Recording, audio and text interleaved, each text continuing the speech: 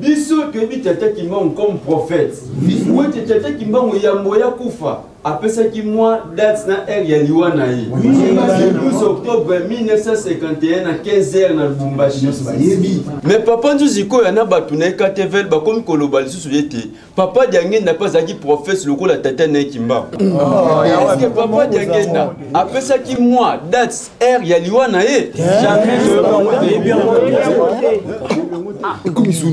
Baya ya simple tarder na biska bana papa nzuzi bazalaka. Toto di mona bon baya to. Tata Kimbangu wanunginye yala ke yala muza ya vima yala ke yala Tata Kimbangu yala yo yala ke yala muza ya vima yala ke yala Tata Kimbangu yala yo yala ke yala muza ya vima. Mbote na biso, mbote biso, toyebi Tata Kimbangu comme prophète. Après ça moi, date na akufaka. Et comme lisusu papa Diangenda. Bino, bozana beta, botala longi ewana, alongela bino, asosolisa bino, bato ya mokili, bozana libungi.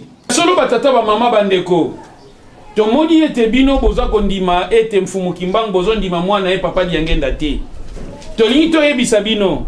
Papa Diangenda abanda kovanda na komina Ngingir na veni Mokoto numéro 87. Eza boete? C'est-à-dire Mokoto numéro 87. Bolobi kaka ete tata na Kimbangu kaka mutapesa jour na date na mwana ya kufa bolobi papa Diangenda te. Mais tata Diangenda banda kovanda na Mokoto numéro 87.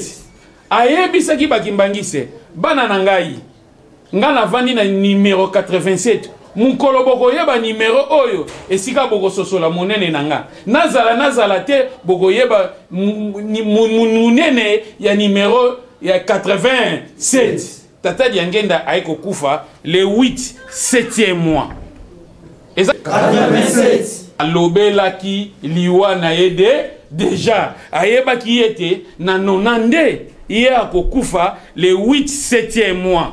8 na 7e mois et puis 87 mokoto 87 ezanda kumoko automatique to bengi bino banso boya dimanche ya le 14 octobre 2018 nangonga 9h30 boya bino banso pe bozanga milangite boa kozwa mai ya bangunza o esalaka miracle bikisaka batu yango na to bengi bino banso to ya ko célébrer fête wana kufa ya Tata Kimbangu ingeta Mwalongo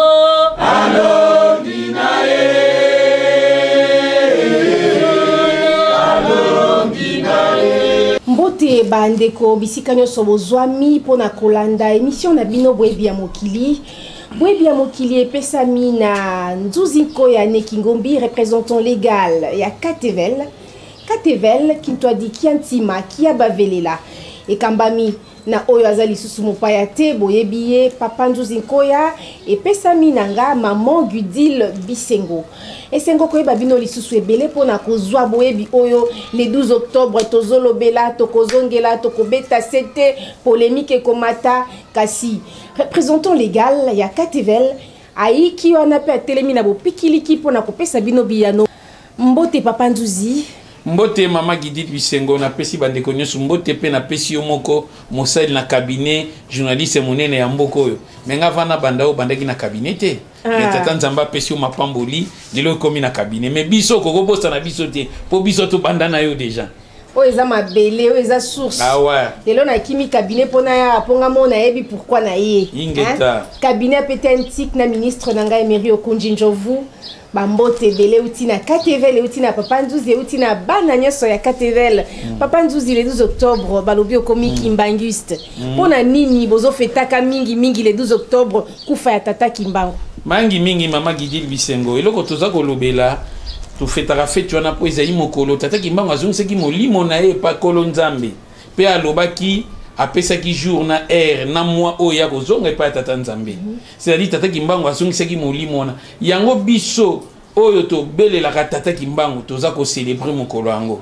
o comprendre ba biso ba église ba ngunza ba église des noirs ba kimbangiste ba o ba yebi pena valeur yango mais biso to ko fetango le 14 octobre nangonga 9h30 na commune na Bumbu na avenue Mayulu 84 c'est-à-dire batu bayana na 9h30 to ko célébrer fête en Fumukimbangu dimanche le 14 octobre nangonga 9h30 papa nzuzi tozolobe la religion tozolobe la le 12 octobre mais toligi toyebi que chaque race baza na religion na yango to boyambi na yango alors pesa biso explication ya religion ila kisinini religion eza nini eloko to ba religion d'abord euti na verbe relier c'est-à-dire mutu o eko relier bino na nzambe c'est-à-dire na verbe relier yango eboti religion religion d'abord eza mouvement ba prophète batikaka prophète moko na mukili asala religion te mais mouvement na ye yango ndiye mutu ya kobotaka religion mouvement ya Kristo yango esali christianisme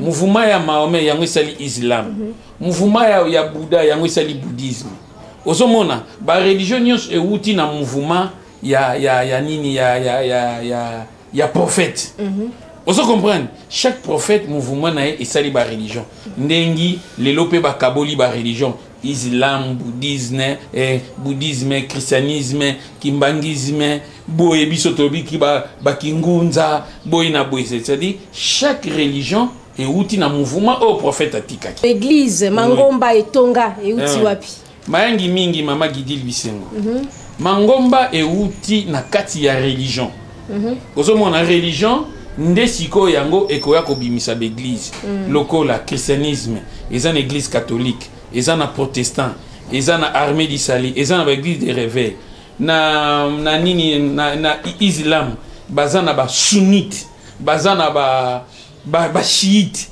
ozo prendre ba branche pe ezebele ozo comprendre okepe na bouddhisme okuna okinokuta ba maikali okinokuta ba bouddhisme okinokuta ba mowa okinokuta ba hinduisme mama ndenge na bango c'est-à-dire esika ba église euti biso peso goye et pas na biso okoka kokuta ba église ba ngunza oyo ya ndenge na ndenge ezali c'est-à-dire batu na batu baza na kati ba uti mouvement na bango euti na kati ya religion. Alors papa nzuzi soki tolobi ke ba yo ko sarabatu yo loba nini parce que toyebi ke prophète yo loba na Bible ba prophète nyonso baza ba noir. Oui. Mais soki tozongi nga na yebi te Bible eza pona mindele. Oui. Yo moko loba ke za ka soki ba biloko nini ba yo beta lisolo utana ba Egypte ndemo beta ba masolo na yo wana. Mais Coran eza pona ba arabe. Oui. Bible hébraïque eza pona ba judaïste. Nini yango bengaka gabajika. Ah oui. Ouais, eza pona ba peau jaune. Bon, alors biso siko ba indo livre sacré na biso eza nini? Mangi mingi mama Gidil pona bisengo na yo e pona mituna na yo yango zaika mama Gidil bisengo fu mituna bongo ezalaka. Oui. Oza na complexe oza ko tuna. Ça dit ba ndeko na ngai ndengi pama Gidil atuni nga Bible eza pona na ba chrétien, Coran eza pona ba musulman, livre hébraïque eza pona ba juif, gabajiga eza pona ba peau jaune to ignori comme ça. Oui, mais ba religion ba livre sacré na nyonso euti na ka esika moko. Euti na ba papyrus. Euti na papyrus ani amenomope ipiwer. Ba noir ba koma ba livre sacré wana. Ozomona soko zui Coran na Bible kokana. Soko zui Bible, Coran, livre hébraïque, gabajiga tout. Ba goye biso jardin d'Éden ezaki na Moyen-Orient. Mais il faut mon abattoir na na fausseté. Tolanda. Ah bon? Oui. Tolanda kaka ndeko na biso ya Camerounais to ya nini ndengi aza ko expliquer les 4 fleuves oye bandi na Genèse 2 ko banda na 10 ti na 14. Ozomona ndengi expliquango les 4 fleuves nyonso neza en Afrique. Et papa Mampuya tuzwa image oyo potolanda makambo nyonso papa ntuzalobi après tozongi na plateau. Cette source d'eau là qui sortait de l'Éden, ça sortait d'un pays d'Afrique. Et comme je vous ai montré par ce site, vous pouvez vérifier. C'est la nouvelle, c'était l'ancien Jérusalem, c'était au Cameroun, selon ce site là aussi. Et cette eau là, cette source, ça sortait de ce pays là. de cet endroit pour se diviser en 4 bras. Le premier, c'était Avila, toujours dans un pays des Noirs. Et le deuxième, Couche, toujours dans un pays des Noirs. Couche. Et ensuite, or, dans Genèse 2, 13, il est dit le nom du deuxième fleuve est Guichon. Il entoure tout le pays de Couche. Or, dans la tradition King James française, on ne dit pas fleuve, on dit rivière. Rivière du pays, c'est-à-dire le pays d'Éthiopie. Verset 4. Le nom du troisième est le Tigre. Il coule à l'est de la Syrie. Bon, certains gens vont dire oui, mais la Syrie, ce n'est pas en Afrique. Non, la Syrie, c'est en Afrique. C'est qu'ils sont venus, Jérémie 8.8, ils ont essayé de vouloir tromper les gens, mais ils ne tromperont pas. Pour ça, je vais vous donner toujours des cartes. Toujours des cartes, en fait. Il y a des cartes qui datent du 20e siècle. Il y a les cartes qui datent du 16e siècle, ainsi de suite. Même les plus anciennes, en fait. Bon, dans Genèse chapitre 14, il est dit, le nom du troisième est le tigre. Et on va localiser le tigre, en fait. Voici le tigre. Voici la carte de l'Afrique, vous voyez, les anciennes cartes. Là, premièrement, on a localisé quoi? Dafila. Vous voyez, Dafila. Et ensuite, Dafila, il y a quoi? Il y a Couche. Couche, c'est là, la Nubie. Couche, c'est là, la Nubie. Donc, c'est déjà le pays où les 2 fleuves là coulaient déjà. Et ensuite, on vous dit quoi? Il y avait le tigre. Le tigre, c'est là. Vous voyez, c'est marqué là, tigre. Le tigre. Donc, en fait, le tigre se trouve où? Pour ça, je vais ressortir d'autres cartes, en fait. Je vais reprendre cette carte. Voici une vieille carte, en fait, où on parle même, où on a même localisé la Galilée, en fait. La Galilée. Et vous allez voir où se trouve la Galilée antique. Vous allez voir où se trouvait le royaume de la reine de Saba. C'est qui allait voir Salomon, selon la Bible. Donc, premièrement, il y a Dafila. Dafila, c'est là. Le fils de Couche. Deuxièmement, il y a la Nubie. La Nubie, c'est là. C'est l'Éthiopie. Vous voyez? Nubia. C'est l'Éthiopie. Troisièmement, on vous dit qu'il y avait le tigre, en fait. Le tigre, c'est là. Voici, c'est marqué tigre. Le tigre, en fait. Bon. Et le tigre se trouve où? Et c'est quoi le tigre, en fait? Bon. Le tigre de la Syrie. Le tigre. Or, dans d'autres versions des Bibles, il n'est pas dit le tigre, il est dit Idékel. Dans le grand fleuve qui est Idékel. C'est-à-dire Idékel. Idékel, c'est le tigre, en fait. Donc, c'est à la Syrie. Et la Syrie, c'est où? Bon, vous allez comprendre que c'est à Mésopotamie. C'est à Babylone, en fait. Et dans Babylone, à Mésopotamie, il y a eu plusieurs pays. Il y a Shinéar, ainsi de suite. Donc, pour ça, déjà dans Daniel chapitre 10 au verset 7, Daniel chapitre 10 au verset 4, Daniel dit qu'il était au bord du grand fleuve qui est Idékel. Donc, il était à Babylone. Daniel était à Babylone, à Mésopotamie. Vous pouvez voir ça dans Daniel chapitre 1, verset 1 à 2, où on dit, le roi Nebuchadnezzar a pris les ustensiles de la maison d'Israël, tout ça là, il a amené ça dans la maison de son Dieu, à Shinéar. À Shinéar. Donc, Shinéar, dans la Mésopotamie, il y avait la ville de Shinéar, il y avait aussi le fleuve Idékel, c'est-à-dire le Tigre. Et Shinéar, c'est où? Bon, voici Shinéar. Je prends une carte de l'Afrique qui date du 20e siècle. Du 20e siècle, et c'est marqué là, Shinéar. Vous voyez? Merci Mampouya, la main d'or, pour l'image qui toque au Kolanda témoignage. C'est clair. Et le bami était bas fleuve Wananyo so Izanakati Afrique. Expliquant on a ba map na ba carte d'Afrique. À la qui si tous les 4 fleuves, c'est-à-dire Elingoroba, Coran, Bible, livre hébraïque, tout ezaba noir basala yango. Alors papa dit ba fleuve Wananyo so ba lobelaka. Ezanakati Afrique. Ezanafrique. Yebisanga kaka moko fleuve o esala contour na monde. Et tourna mboka ezaka fleuve na biso ozomona ebandi na lwalaba eke na kisangani na kisangani Équateur kuna mbandaka eye na Kisasa Matadi Boma Mwanda tino océan et tourna kaka biso, c'est-à-dire ezala Coran, ezala Bible, ezala livre hébraïque, ezali biloko batu mwindu bakoma batu wana nde bayaki koyiba en Égypte bake ko former ba religion islam mama zala noir atika ozala mundele te ikolo yezo azala noir atika ozala mundele te buddha azala noir atika ozala mundele te batu nyonso na bazoteya batu baza na fausseté tant bazoteya mama za mundele ba yaza arabe eza azala te papa Nzuzi kolanda nyonso ba explication nyonso totali oyo est-ce que toki koloba ke ba religion na ba science mystique nyonso eza na kati ya fausseté? Oui, parce que la religion, la science mystique, ils ont fausseté. Pourquoi? Na kati ba religion, batei batute que tous les prophètes bazaki ba noirs, batei batute que Bible, Coran, Inyongi, livre hébraïque, ba noir ba komango. Batutango ba en Égypte ba bundisi biso ba zubiloko na biso ba kenango. Na kati ya Bible ba lobi na kati ya paradis eza na ba or pig ba onyx eza l'isriante esika etonda na bomengo. Mukili mobimba soki na Moyen-Orient esika paradis eza ndenge nini eleki RDC na bomengo te. Soki mukili ezo kufa lelo ezo gagner lelo batu bazo sala eza RDC. RDC yango de paradis esika nzamba bandela. Faut battre la vérité. Yango Pape Jean-Paul Dalo baki était les Christiens africains, Guy Noir encourageaient les Africains à chercher leur authenticité. Koloye zozali mutu mwindo. Il fallait baloba maoma pas zali mutu mwindo balobite.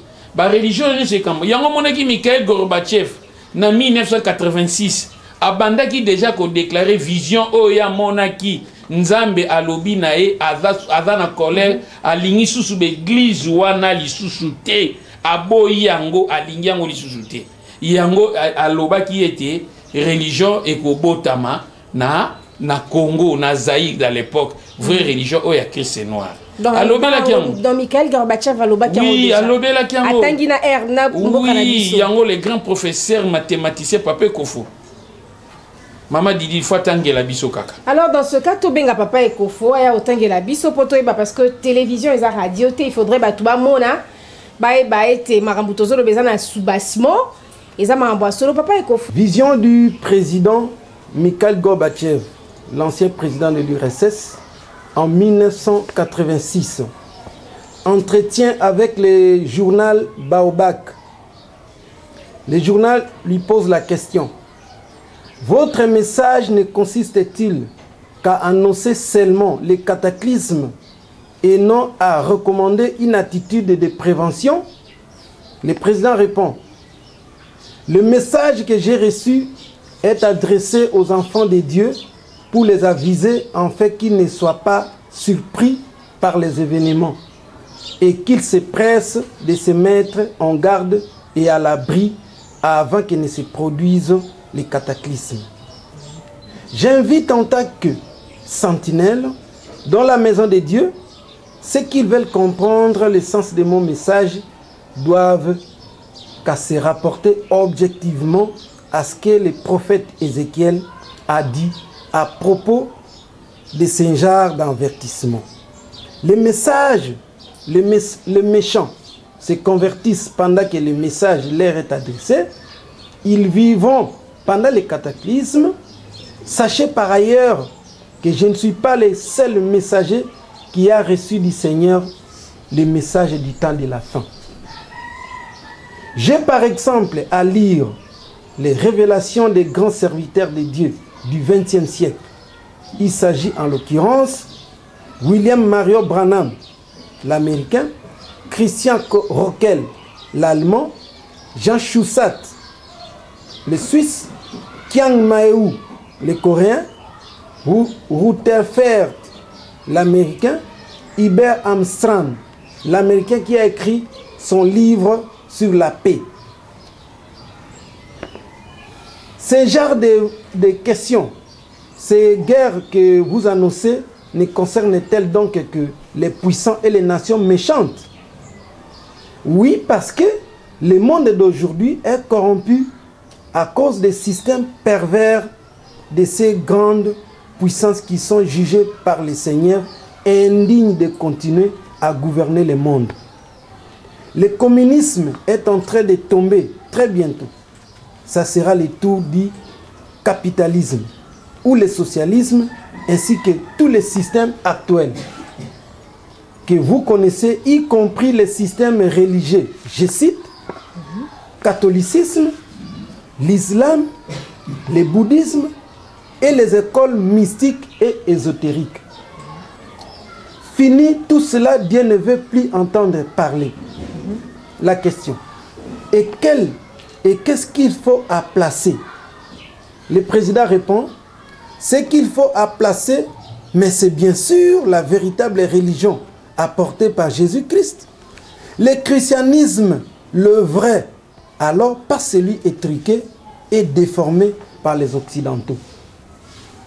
Qui donc va apporter maintenant ce vrai christianisme? Le président répond, il dit, c'est le noir qui reprend maintenant son pouvoir. Sache que le noir fut le premier fils de Dieu. Reconnaissez-vous qu'Adam fut le premier fils chéri de Dieu avant sa chute? Il perdit ses valeurs auprès de son Père éternel à cause d'une femme et fut voué à l'esclavage. Maintenant que Dieu a vu comment il a souffert à travers le monde, il le réhabilite. Il est significatif d'ailleurs que cette réhabilitation intervient tout juste après que le premier État noir colonisé, la Zambie, la Namibie, ait accédé à son indépendance 30 ans après les États de l'Afrique. Le message du vrai christianisme qui fit être proclamé à la face du monde, ce sera un noir. Et l'Afrique centrale, point de départ de l'humanité dans les pays dont il est question, c'est-à-dire les Zaïre, qui vont enseigner les Jésus noirs. Pour conclure, voici ce que Dieu m'a montré concernant ces pays. Ésaïe chapitre 9, versets 1 à 14. Rapidement, je passe. Le peuple qui marchait dans les ténèbres voit une grande lumière. Si ceux qui habitaient le pays de l'ombre de la mort, une lumière resplendit.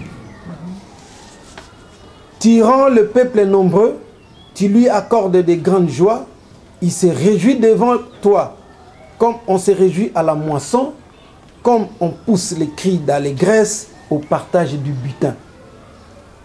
Car les jougs qui pesaient sur lui, les bâtons qui frappaient sur son dos, la verge de celui qui l'opprimait, tu les brises comme à la journée de Madian. Je vous remercie. Matondo mingi toti kolanda lecture ya papa Ekofo sur vision ya président ya URSS russe Kaya Kala Mikhail Gorbatchev azolobela sur ba système papa surtout que tozongi na place azoloba oui, parce que le monde d'aujourd'hui est corrompu à cause des systèmes pervers de ces grandes puissances qui sont jugées par les seigneurs indignes de continuer à gouverner le monde. Le communisme est en train de tomber très bientôt. Ça sera le tour du capitalisme, le socialisme et tout consort, ainsi que tous les systèmes religieux actuels. Les systèmes actuels que vous connaissez, y compris les systèmes religieux, je cite: catholicisme, islam, le bouddhisme et les écoles mystiques et les écoles ésotériques. Papa, si comme le qu'on se faisait à l'okuta dans les gélés koufa. Oui, et koufa pourquoi? Système au bazo diriger l'homme mon kili angote. Les lots batu bavansi bafomé. Ozo koma ba homosexuel ba komi ebele. Ozo comprendre d'abord au monaki na kati États-Unis, ba prêtre catholique ba violer 300 bana. Ozo comprendre balali bango na sima ba comme si bango ba yamado. Est-ce que nzambe alobi mibana ibali basangana? Basi na basi ba balana. Banani ba ye na makambo wana ba mindele te.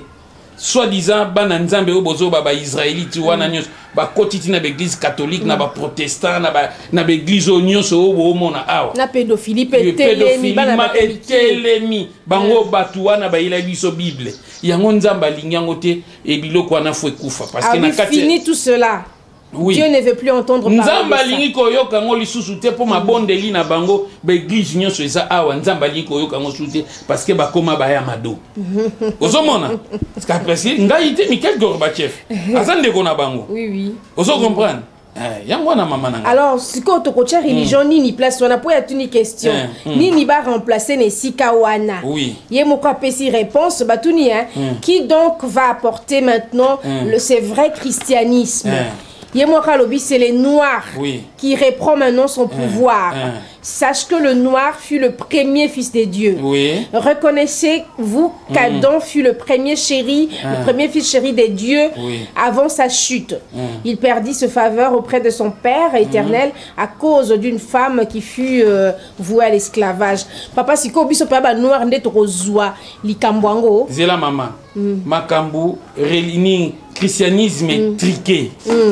Ozo comprendre. Mikhail Gorbatchev a comprendre que batora bakosa parce que foyeba lo baye zoza mutu mwini ndeng pape Jean-Paul II lo bagike kolo ye zoza mutu mwini ba betie masasi po alingo dévoiler ba secret ki satana bango linge ku ekufa. Yango emonaniti.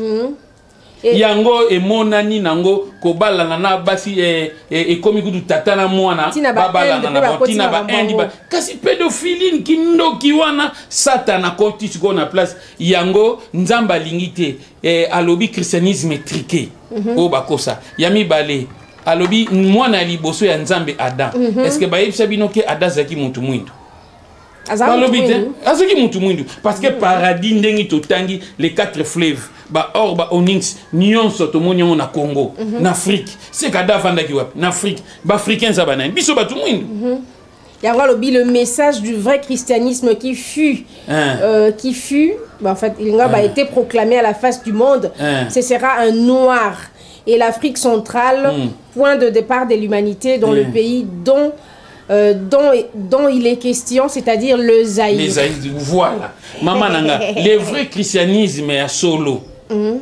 Oyo bako bele la kolo yezwa mutu mwini. Nana salam. Eza papa diangenda. Les seuls diangenda mutu a réclamé que kolo yezwa mutu mwini. Les vraies religions, les vraies églises. Eza lingomba papa diangenda tika. Yango batu bako landa. Yango batu bako sel. Nyonso tozo sambela toza na fosete. Photo landasko lingomba ya batu ya kolo yezu. Ona robaki utaki likolo e kitaka na gimaza. Nana tongaki yango tata diangenda. Siko papa diangenda tandi ngazwa ndengi batu bafinga e babamba e mabanga. Nzoko ba me masu. Parce que Mikhail Gorbatchev ayeba ki ete bango bazana fosete. Nzambe a révélé qui est puissance, a révélé qui est poyazaki très puissant dans l'époque. IRSS à Lobiango. Nanangwa leka na télévision aya a contredit Mikhail Gorbatchev. Pour ça ba vérité. Donc tu n'as tout ni bino bozwaka bosala ba recherche au place nini. Pour là bongamba bosono kango qu'un grand président comme Mikhail Gorbatchev a zope moi vision à l'obeli pe Zaïre. Mais c'est une révélation pour nanga. Oui, mais bateau basali ba recherche ba yebi na bango, bateau ba loba na bango mais bateau nde baza éveillé. Nzambe ala ki se permet rambo pour ala ki se depuis 1986. Vous comprenez wana kutunga na zana 12 ans. Na yeba ekutu makambo et puis eza interview à accorda ki na journal Baobak en 1986. Donc ba documentation eza pour dire que Mambouba Loba na Katevel ils ont sapoté baramasarate mais c'est des trucs véritables donc avérés, attestés, vérifiés et pour dire bref vrai. Il y a un moment papa nous dira lobanga tout na ke ozaga chercheur ozaga bibliothèque comme ça n'est pas soit historien soit anine pour le moi bimisa hermo n'a pas Paris match alors le bela au papa loba qui moi extrait à tangi preuve à l'appui bomoni. Donc je n'ai plus rien à dire papa nous y continuer na yoko développer. Oui maman ngai naza na recherche neni ndengolo bité grand chercheur boinabo ben inspiration na biloko amuke papa nous zaza D6 nazaka na diplôme pamba na contient ba classe milaïté fumalonga lobaki bazoba ozo comprendre bazoba c'est-à-dire yami balé eloko to linga to beta moi c'était na kati ya ba religion de Mikhail Gorbatchev alobi mutu mwindu nde mutu akoya na vraie religion ya Jésus noir Jésus noir Jésus paza mutu Pape Jean-Paul de tanga alobian jusqu'au mampuya tana chano makama Pape Jean-Paul bozo landango kolo yezu les chrétiens africains bien noir encourager les africains à chercher leur authenticité c'est-à-dire esndenga lobeli wana Pape déjà ça lobaki Mikhail Gorbatchev kutu ayeko lobango suta pouye maloba ya Pape Jean-Paul D. Bon, ce qu'on se tozongi place Kaya Gorbatchev, place à Zoloba, c'est qu'il faut à la place. Mais c'est bien sûr la véritable religion apportée par Jésus-Christ. Le christianisme, le vrai. Alors pas celui étriqué et déformé par les occidentaux. C'est quoi église des Noirs et Kendesko wapi? Tiens, Oyo, église des Noirs et belle la Kolo Yezu te. Mais balobi Kolo Yezu vrai. C'est une église mon quoi. Église de Jésus-Christ sur la terre par son envoyé Simon Kimbangu. Parce que Simon Kimbangu a banda qui ko tinda. Yango ba komana nkamba boya na entrée. Ngana za Kimbangi c'était. Mais nga monango. Yo monango mais ngana zo puye kaka église de Jésus-Christ o ekoya. Na puye diangenda parce que papa diangenda a banda qui déjà kolobela makambo wana. Atiki pe lingomba. Soki bisunyo soko kende. Mama ba kontraka nini mbongete mo pepete. Okoko tchateti okene papa mfumu alongo tanga lobaki na 60 mundela kokene. Mundela tchaki bibundeli nyonso akendaki. Ozomona yango wana to sengake les vraies religions, christianisme, les vrais. Au Bakobe, la Kolo Yezu Mutumui, au pape Jean-Paul Dalobaki, au Mikhail Gorbatchev Alobaki. Yango wana mama nangai. Ba mikonza bamboka minene boy kozwa vision pour na ko éclairer peuple de Dieu quoi viser peuple de Dieu pour na mambo ezoya ya boye ngana ko ka première fois na KTV na sala nanga ba émission. Na kutana nanga pena bangunza. Mes révélations, exclusivité. Il y a 4 TV, en tout cas, papa Matondo Mingi. Na pesio liloba pour na to conclure pour na lelo. Batumwindu na mindele, c'est-à-dire ezala islam, ezala bouddhisme, ezala christianisme, ezala chitoïsme, toutes les religions. Nzamba yoka bango lisusu te. Les vraies religions oyo papa diangenda salaki ya Christ. Na mukili tozaka na de Christ. Christ aliboso Enoch o babengaki Melchisedec. Deuxième Christ eza Jésus. Mais Jésus c'est quoi ça roi du monde entier. Batouani so bazaki batumwini. Les vraies religions, les vrais mystiques de Dieu et bimaka na ba noir. Yango nzamba lingi su bakamba ba pédophilie ni te ba ya madote ba homosexuel bani na mboka na biso to lingi yango lisusu te fogo to photo laksa bango misapi fo ba kende faut dénoncer ba ya solo mama nanga ngeta to komi na suka émission za yi to konelinga na ba komi tina baba na maternelle bana ba première ko laksa bango ndenge nini ya royoka posa nzoto wana kindo kite. Non, ça c'est une aberration. Oui. C'est trop grave. Ben to ba isusu nini to komi na suka ya émission na biso ezalaki boyebi ya mokili et pesa mina nzuziko ya Nekingombi représentant légal ya Katevel qui toi dit qui antima qui bavelela qui mia boboto o mabota mabino